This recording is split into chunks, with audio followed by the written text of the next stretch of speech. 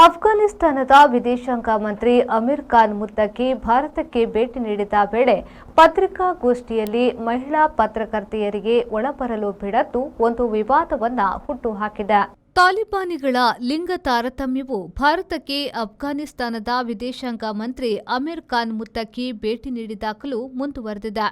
ನ್ಯೂದಿಲ್ಲಿಯಲ್ಲಿ ಅವರು ನಡೆಸಿದ ಪತ್ರಿಕಾಗೋಷ್ಠಿ ಮಹಿಳಾ ಪತ್ರಕರ್ತೆಯರನ್ನ ಬಿಟ್ಟುಕೊಳ್ಳಲಿಲ್ಲ. ಅವರೇ ತಡೆದರೆ ಅಥವಾ ಅವರ ಪರವಾಗಿ ಇಲ್ಲಿನವರು ಹೆಣ್ಣು ಮಕ್ಕಳಿಗೆ ಪ್ರವೇಶ ನಿರಾಕರಿಸಿದರೆ ಎಂಬುದು ಸ್ಪಷ್ಟವಾಗಿಲ್ಲ. ಆದರೆ ಲಿಂಗ ತಾರತಮ್ಯಕ್ಕೆ ಭಾರತದಲ್ಲೂ ಮಣೆ ಹಾಕಿದ್ದು ರಾಜಕೀಯ ನೀತಿ ನಿಜಾಯಿತಿಯ ಮೇಲೆ ಕರಿ ನೆರಳನ್ನ ಚೆಲ್ಲಿದೆ. ಮಹಿಳಾ ಪತ್ರಕರ್ತೆಯರನ್ನ ದೂರವಿಟ್ಟಿದ್ದು ದಿಗ್ಭ್ರಮೆಗೊಳಿಸುವ ವಿಷಯ. ಈ ಸಂದರ್ಭದಲ್ಲಿ ಪುರುಷ ಪತ್ರಕರ್ತರು ಬಹಿಷ್ಕಾರ ಹಾಕಬೇಕಿತ್ತು ಎಂದು ಕಾಂಗ್ರೆಸ್ ನಾಯಕ ಪಿ. ಚಿದಂಬರಂ ಎಕ್ಸ್ಪೋಸ್ಟ್ ಮಾಡಿದ್ದಾರೆ. ನಮ್ಮ ವಿದೇಶಾಂಗ ಮಂತ್ರಿ ಇದಕ್ಕೆ ಹೇಗೆ ಅವಕಾಶ ಮಾಡಿದ್ರು ಎಂದು ಟಿಎಂಸಿ ನಾಯಕಿ Mahua Moitra ಕಿಡಿಕಾರಿದ್ರು.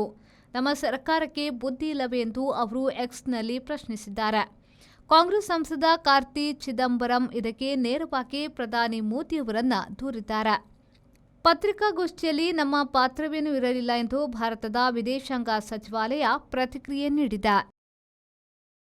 Wisdom is giving a massive giveaway of free Chromebook laptops for all the students going for study abroad. At Wisdom, we are not just opening doors, we are giving you the key to your future. We have helped thousands of students to earn great scholarships and education loans to get admitted to top global universities. We are powering your journey with the free Chromebook. Join Wisdom today. Your future begins now.